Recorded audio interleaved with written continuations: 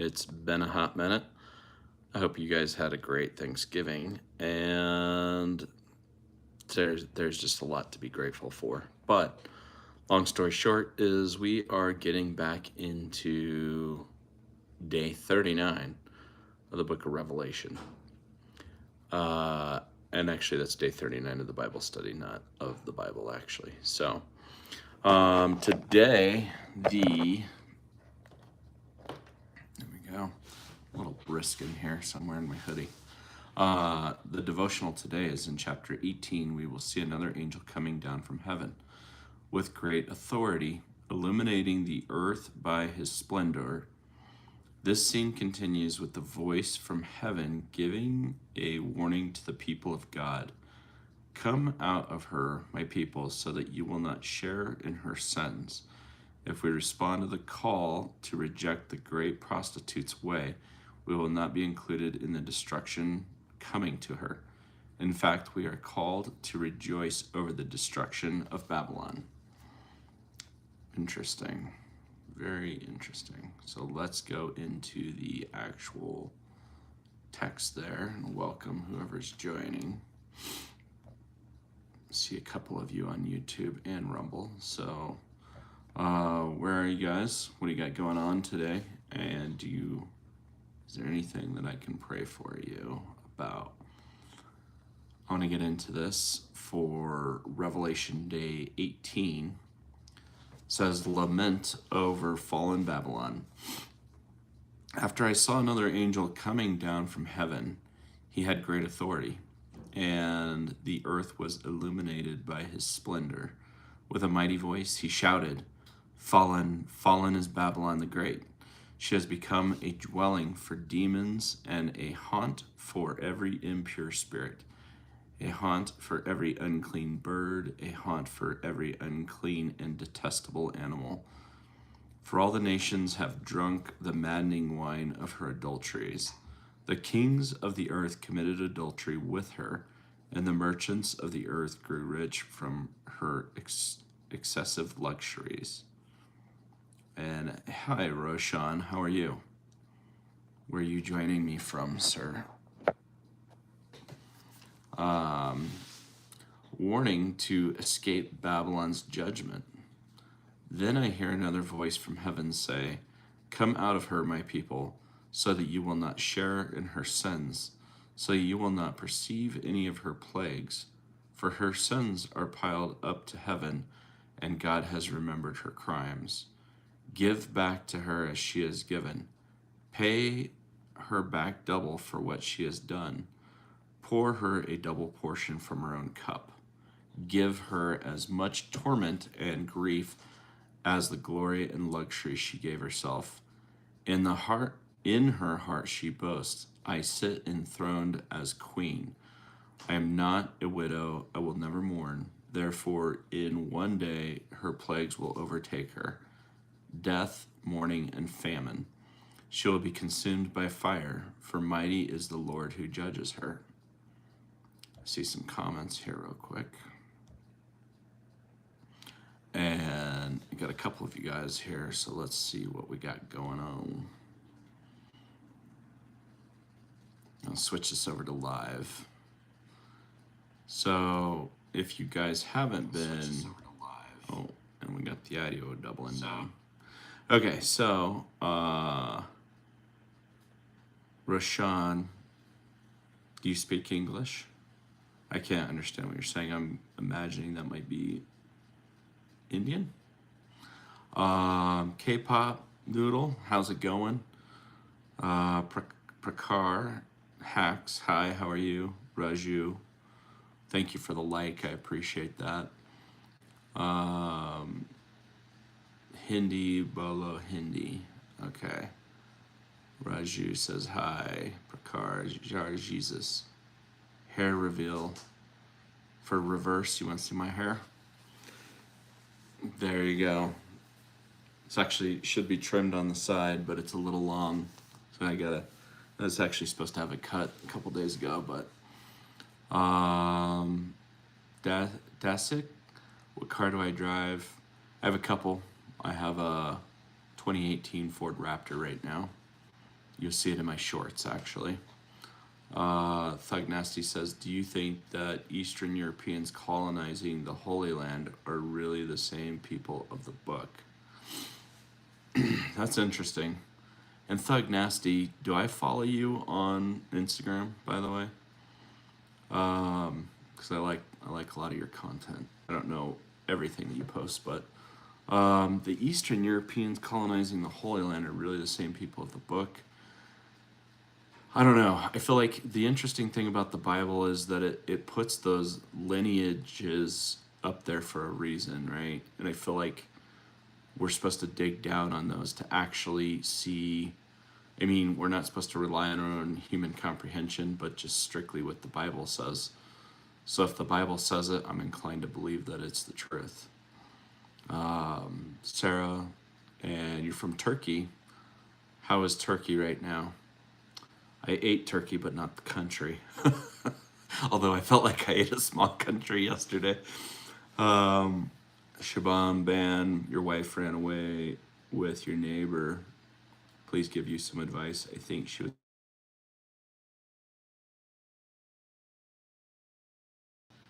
I sent the wrong response, but I actually had I've been married and divorced twice, and I had my wife actually was unfaithful with me with my neighbor too. And honestly, there's so many things about the ways of the world, right? And I think that I don't know. I mean, maybe there's things that you can always do to improve yourself, and that's what I feel like.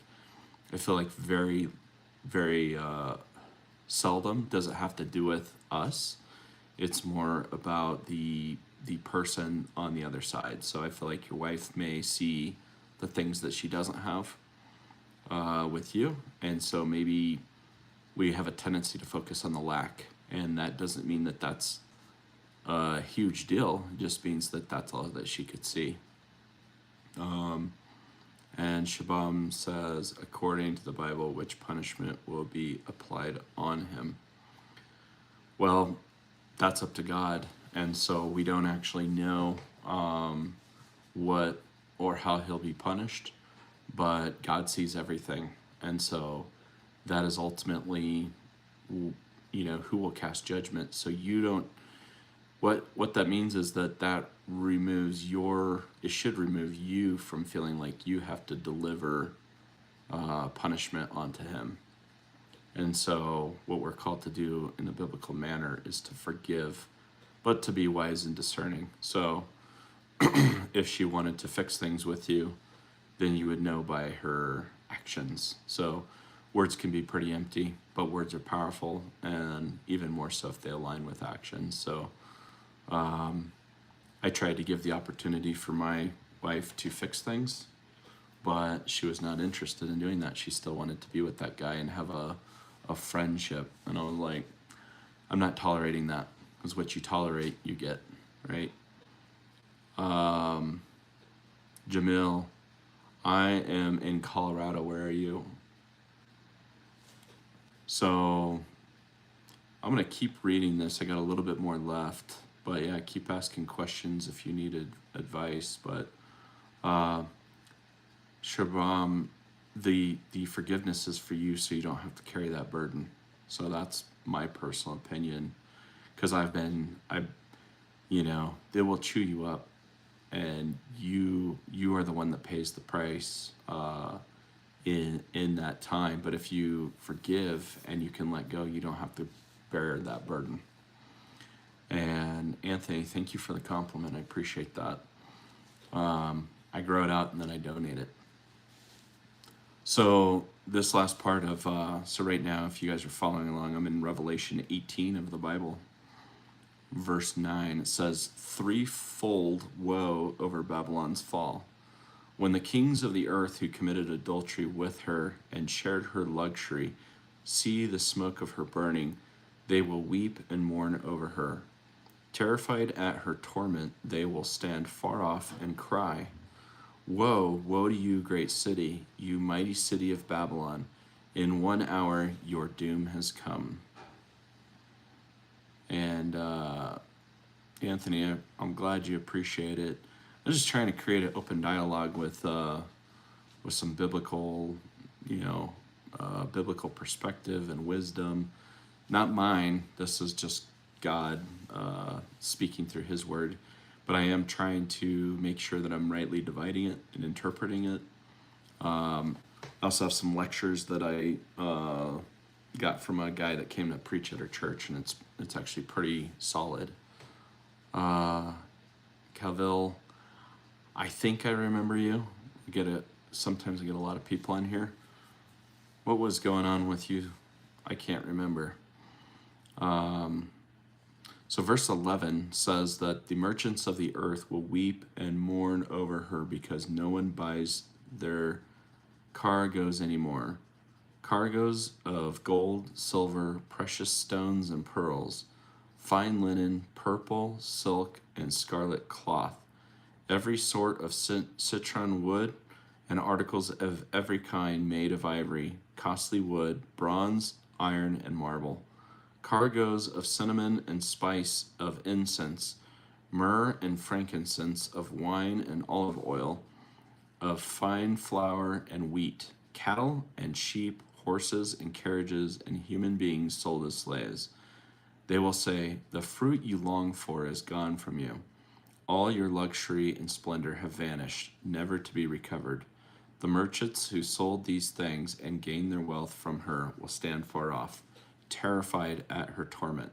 They will weep and mourn and cry out. It's interesting because it's talking about the pursuit of all the worldly things, which will not lead us to fulfillment, essentially. And Calville, I go to a church called Trace, Trace. You can search Trace Church in Colorado Springs, and I have some really good sermons. They're not going to dive as deep into the Word as we are here, but the presentation's really good as well as the worship. And if you want me to, I'll drop you a link in this as well. So this next part says, "Woe, woe to you, great city, dressed in fine linen, purple and scarlet, and glitter with gold, precious stones and pearls. In 1 hour such great wealth has been brought to ruin." So this is the just completely ruin the city. But the city was like many of the big cities now, where just filled with tons of material wealth, but spiritually bankrupt, right? It says, "Every sea captain and all who travel by ship, the sailors and all who earn their living from the sea will stand far off. When they see the smoke of her burning, they will exclaim, 'Was there ever a city like this great city?' They will throw dust on their heads and with weeping and mourning cry out, 'Woe to you, great city, where all who had ships on the sea became rich through her wealth. In 1 hour she has been brought to ruin. Rejoice over her, you heavens. Rejoice, you people of God. Rejoice, apostles and prophets, for God has judged her with the judgment she imposed upon you.'" Pretty wild. What do you guys think? And this talks about the finality of Babylon's doom. Verse 21 says, "Then a mighty angel picked up a boulder the size of a large millstone and threw it into the sea and said, 'With such violence the great city of Babylon will be thrown down, never to be found again. The music of harpists and musicians, pipers and trumpeters will never be heard in you again. No worker of any trade will ever be found in you again. The sound of a millstone will never be heard in you again. The light of a lamp will never shine in you again. The voice of bridegroom and bride will never be heard in you again. Your merchants were the world's important people. By your magic spell, all the nations were led astray.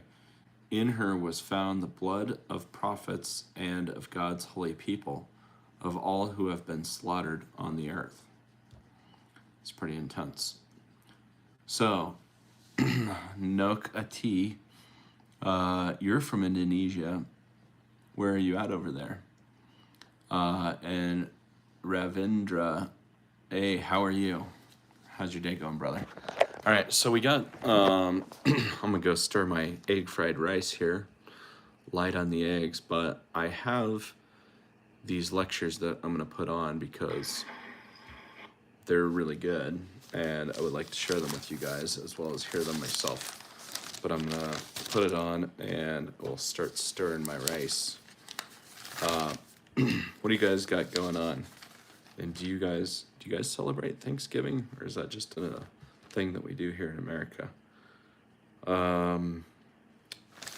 So let's see what we can find here.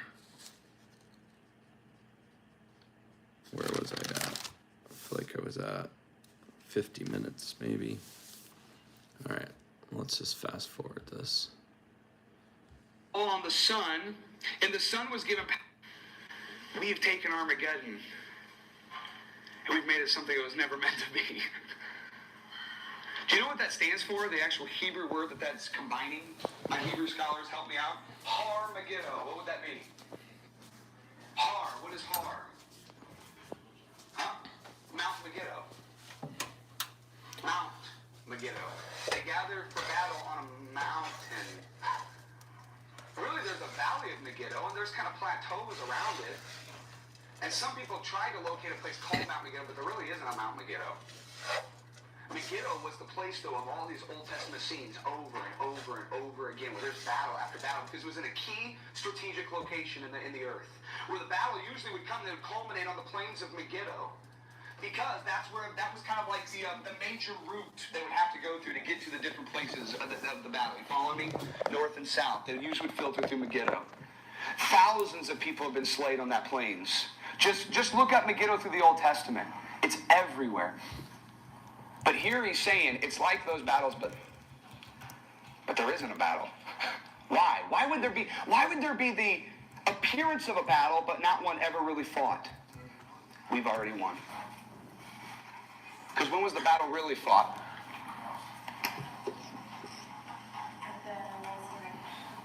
Right here. Cross and the resurrection.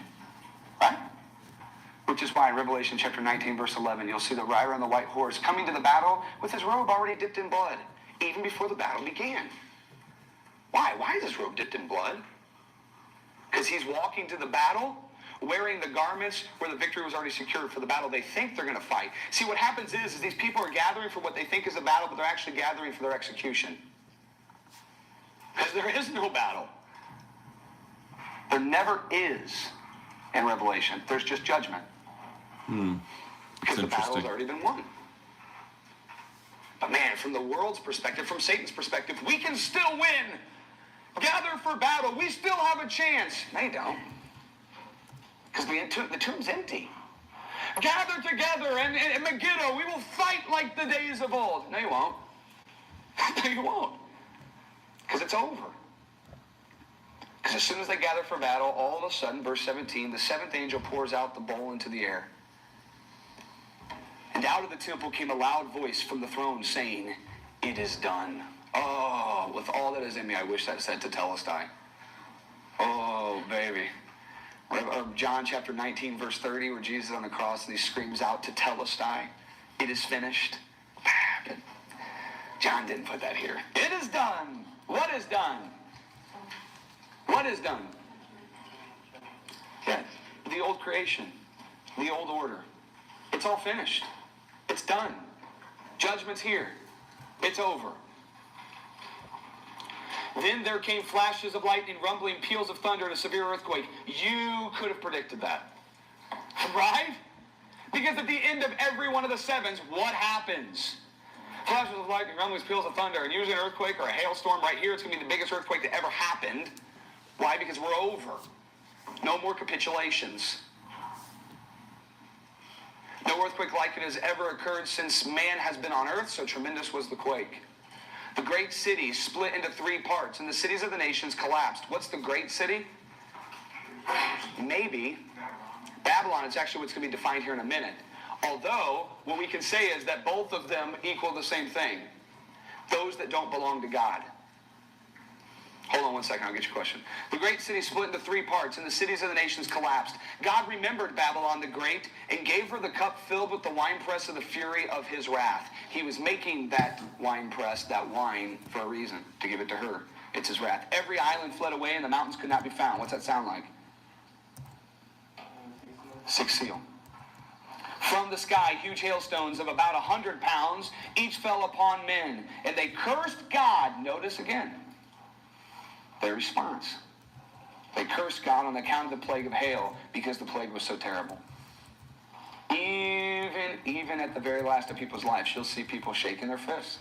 That's just who they are. Justin. The statement is, how does that relate to what the mighty angel in chapter 10 said about it, the mystery of God's judgment being fulfilled in the last seal? Like, what mystery is he talking about that is fulfilled in that 7th seal? 7th seal? The 7th, I did this. Oh, that's the 7th chunk, never mind. Okay. I thought we were on the whole thing, sorry. Okay, so your question's fine? Yeah. Good, I'm glad we answered it. I was confused. Yeah. Like in the seals, the trumpets, you kind of see that where it's sometimes there's a 4 and there's a 3. Like, is that, you know what I mean? Like, is that at all in the bowls and I just don't see it, or is it kind of something? No, you can't find that in the bowls as easily. We would like for the first 4 to be focused on earth and the last 3 to be focused on kind of judgment stuff like the first 2 did. That's not what you find here. It's just kind of all intermingled. The first 3 and 4 and 5, they all seem earthish and judgmentish. So they're, no. Why? Because he's ending it. He's done little literary things to show us this is the last capitulation. This is it. I'm not going to talk about other stuff. Well, I'm not going to talk about another set of 7 judgments. He's done with the message. Why? Because what else does he need to build on?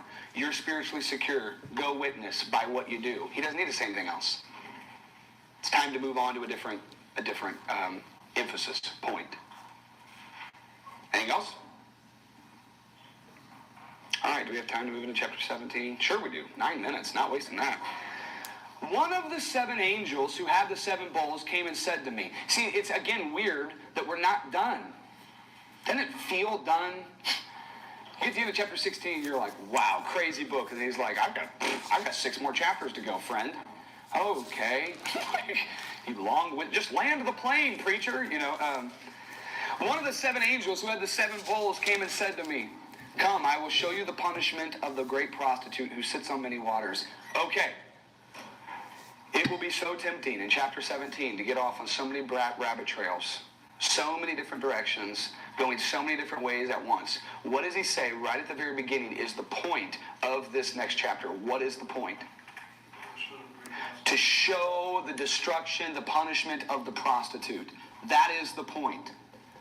Now, we will want people wanting to be talking about the Antichrist. We will have people who are wanting to try to use this as a way of describing the date of Revelation. We'll have people trying to predict the future. That's not the point. The point is, says the angel, I want to show you the punishment and destruction, is ultimately what will happen, of the prostitute. That is the point. This is the forest. Don't get lost by looking at one tree. Okay? Follow me? This is the point of chapter 17, the destruction of the prostitute. Not all these other little debates that people think are important but really are not. The question then becomes, who is the prostitute? Don't give me the answer yet because the text hasn't given me the answer. As a matter of fact, what's interesting is the text won't give us the answer until verse 18. We have not been introduced to the prostitute yet, have we? This is the first time she's shown up. If I'm thinking Old Testament-wise, who would I think this was? Israel. But in a minute, she's going to have something put on her head that makes the people say, well, this can't be Israel. Okay, so everybody follow me? This is the point. Put everything else out of your mind. Let's let the text build the rest of its point. Okay? Come, I will show you the punishment of the great prostitute who sits on many waters. With her, the kings of the earth committed adultery, and the inhabitants of the earth dwellers, were intoxicated with the wine of her adulteries. So what can we say about the prostitute so far? Not good. Yeah. Not good. Not only is she a prostitute, but she's leading other people astray by their interactions with her. And it's not just the kings of the earth, it's also all the earth dwellers. At this point, you know who she belongs to and you know who her followers are. You could even hear in the wrestlings underneath the text, she's the one that the people that have the mark of the beast would love. Why? Because they're earth dwellers, inhabitants of the earth. Yes? Do you think it's possible that John is using the image of a prostitute to conflate Israel with Rome to show that they have those who have fallen and worship the beast? Like, so he purposely used the image because of its two reference? Yeah. Same way that he uses great city. Although it's very clear who this is singularly talking about in verse 18. When they give us a final definition, it's very clear. This points to one of those. Yeah, I was just wondering if because that's later too, but also to reference it, like, do you think like he's purposely, if he's just talking about Rome, or do you think he's purposely using the image to say this is clearly Rome and now you become Rome because of your worship and your... I would say initially that could be the application, but once I get to verse 18, he gives me very clearly the one I have to land on. Okay. So initially, yes. Ultimately, no. Yeah, good question. Verse 3, then the angel carried me away in the spirit to a desert. Why is that significant? Didn't we see another woman carried away to the desert? Yeah, and for there it was for protection. But here it's for what purpose? Punishment, destruction, judgment. This woman's carried away to a desert so that we can see how she gets destroyed. Then I saw a woman sitting on a scarlet beast that was covered with blasphemous names and had 7 heads and 10 horns. This is interesting because we've seen 2 beasts before, but never one, just by itself. And it's significant because it specifically says scarlet beast. What does it kind of look like? A combination of the dragon and the beast all together, because the blasphemous names are not on the horns this time. They're all over it. It does have 7 heads and 10 horns, which seems familiar, and it's reddish, so you know it's related to them, but you can't really call it one of them. It's kind of like them. She's riding them. And I've given you my argument with the Remus and Romulus stuff, but we don't have time to go into that again. Verse 4, the woman was dressed in purple and scarlet and was glittering with gold, precious stones, and pearls. She held the golden cup in her, which if I would have said that, it would have been kind of like me saying, she had thigh-high boots and a really, really short miniskirt standing on a corner. Oh, okay. I understand who we're talking about here. She held a golden cup in her hand, filled with the abominable things and the filth of her adulteries. This title was written on her forehead, which we do have evidence of prostitutes actually using their forehead as a billboard to promote what they're actually offering. So that wouldn't be far from the realm of possibility what's happening here. But notice what's on her forehead. Mystery. Babylon the Great, the mother of prostitutes and the abominations of the earth. That's what she's promoting. Rebellion against God. Persecution against those. Oppression for the people that belong to him. Why? What did Babylon do? What does the prostitutes do in the imagery of the Old Testament?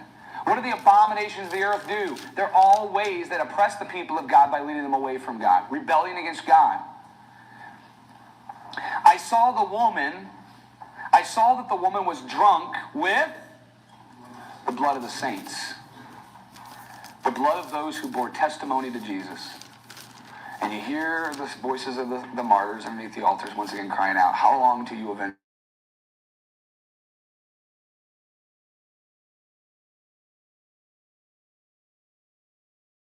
She's drunk on our blood. Do you know how many at the time of 95, 96 Christians have been killed? Do we need to go back to the book of Acts with Stephen just to remind us where this all began? Do we remember that out of the 12 apostles, counting Matthias, that 11 have been killed so far and the 12th is on exile in Patmos? Do we need to go back to the time of Nero whenever the destruction of Rome was put on the Christians and they were being hung around as human torches in his garden? Do we need to go back to all the different times that Paul and his companions were killed to really prove that they were drunk on the blood of the saints? Do we really need to do that? No, it's very clear. This prostitute has a deep thirst, a deep appetite for the destruction of the people of God. And yet, That is how we win. We can't let chapter 12 move away from your mind whenever chapter 17 emerges. She is drunk on the blood of the saints. And what I hear is the hymn of 12, 8 through 10 saying, this is how we overcome. Why? Because I stand under the hegemony of a cross. Because the battle has already begun. I don't care if they're gathering together for Armageddon. I don't care if the prostitute is drunk on the saints. We have won. Come what may, we win. So let her be drunk, because he will avenge the blood of the saints. Love you guys. Friday, in what chapter? And we'll pick up in the second half of verse 6, chapter 17, on that day there. All right, guys, so that is the end of that lecture, which, sorry, these are long, but I feel like they're pretty good. So, welcome back, Ahmed. How are you, sir? And I'm guessing good news on the job. Did that happen?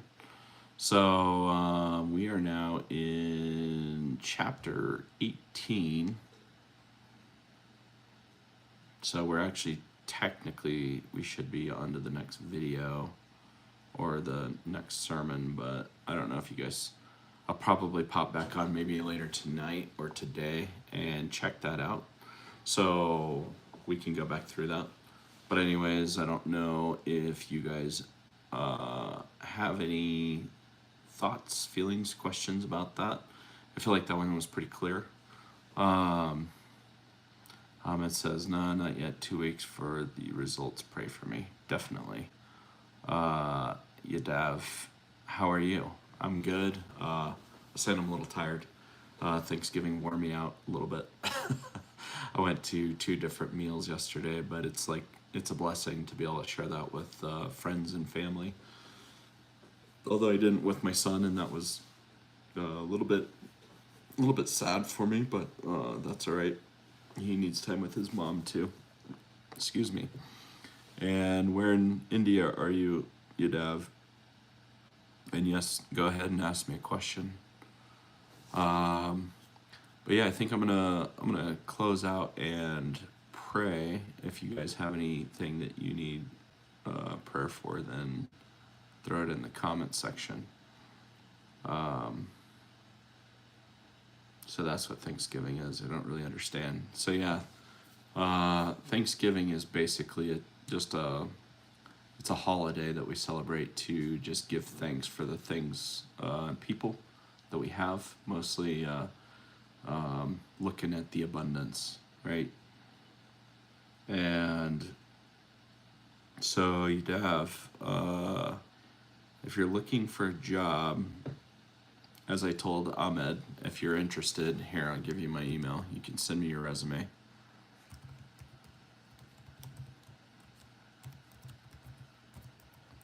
But I don't mind giving you guys some help, of course.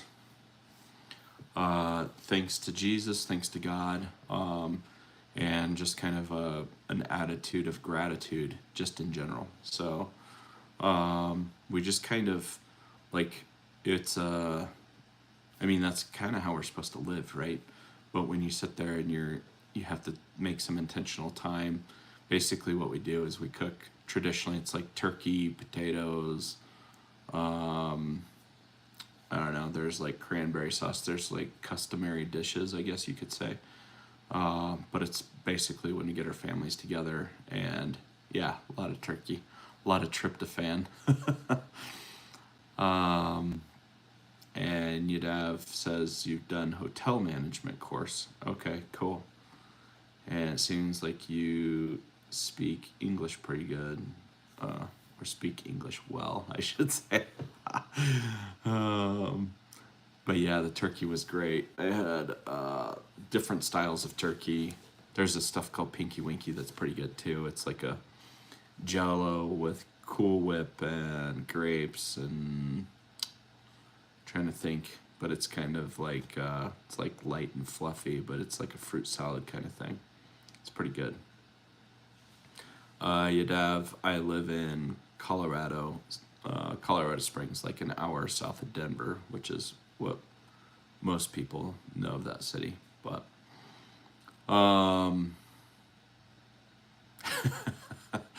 Oh, Ahmed, you would love it. It's pretty tasty. And then let's see, there was bacon and pepperoni to go over like some of the. We have this. It's called stuffing. This is basically like little cubed up bread with like flavor and seasoning. It's pretty good too. That's popular. And Ahmed, what do you want me to do? But yeah, I'm gonna pray. You should do a live while I work out. I thought about that actually. I thought about filming it, so I might take you guys to the gym one night and do that. Actually, I was talking to a guy, so I just got a new gym membership, so I'm gonna be moving. But they have Wi-Fi, so that would be kind of one of the hurdles. But I'm still thinking about doing it. But this guy was like talking about doing powerlifting and competing in the state, so I might try to do that too. Nadav says you want to come here. There's a lot of opportunity here, that's for sure. And remember to be shirtless and sweaty for more views. I don't know if anybody wants to see me shirtless. So Yadav, are you asking about like what does it take to work here? Because we can email on that. I don't know everything because I don't necessarily. That's not something I specialize in, but I could give you ideas to where to look or start. Maybe. I already get called a lot of names, and I actually, you know what did really good was the building that little scooter video. Sitting over here, it's ready for the next step. I don't know if you saw that, but so yeah, I'm gonna just shut down in prayer because I got a bunch of work to do. And so yeah, let me do that. But Yadav, go ahead and email me. So feel free to shoot me an email over whenever you got a chance. And no, I didn't finish it. It's taking more time than I thought, Ahmed, but it's coming together. So it's actually, it's pretty cool. Here, I'll take you over there and you can look at it. The only problem is really the, so this little part on the frame, it's definitely not the prettiest welds. So this is gonna come off. I'm gonna put like a 20-inch bike tire up there. And then there's gonna be a 20-inch bike tire back here. And then it's gonna have a chain going up like that. And then the motor will sit back here somewhere. So you have a little bit more room. So yeah, Ahmed. So see, these are jobs that I would create is you could help me get my schedule for going live and posting my content. So Yadav, yeah, I don't know where you live, but it sounds like you have some skills. So a lot of times I would suggest building skills that you can monetize via like the internet. So you can do different things. I could give you ideas for that as well. And there's a website called Fiverr, which I believe that you can actually also use. I don't know what you need to do that, but you could kind of dig into it and see what might be useful.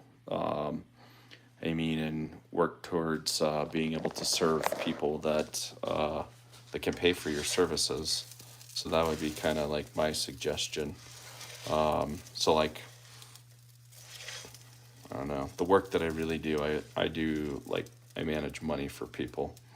So I can't talk a whole lot about it on the channel just because it's very heavily regulated, and this channel is not regulated, which they don't want to hear me talking about it. I could probably mention what I do, but I can't talk about it because it's like a doctor giving medical advice. And so if I start doing that, then everything I say will be regulated. So, and are you talking about the, you're talking about Justice enjoying his scooter? Because yeah, I think I'm going to enjoy the scooter too. But I am not an accountant. An accountant is a different job title altogether. So I have an accountant. So what the accountant does is basically help at the end of the year with doing taxes. So they'll look at the books, which sometimes accountants will do books, but typically that's more of a bookkeeping job.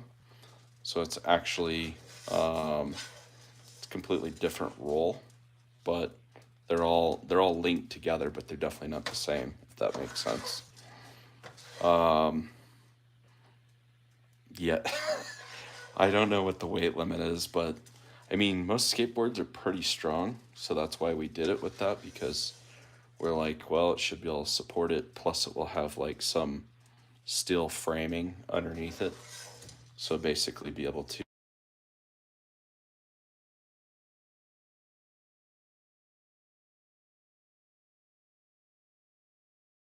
Sorry about that. So yeah, I am getting a lot of phone calls, so I'm gonna have to run, but guys, I appreciate it. So Ahmed, keep me up to date with your work. And Yadev, send me a resume and your questions on how I can help you. And I'm going to pray for you guys as well as everybody else who wasn't here with us. But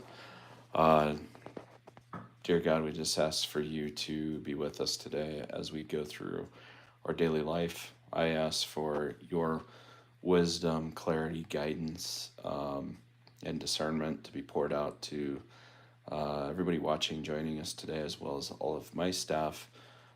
Pray, Lord, that you allow me to serve the people I work with and for, that I can serve them in a way that glorifies and honors you, but also serves them.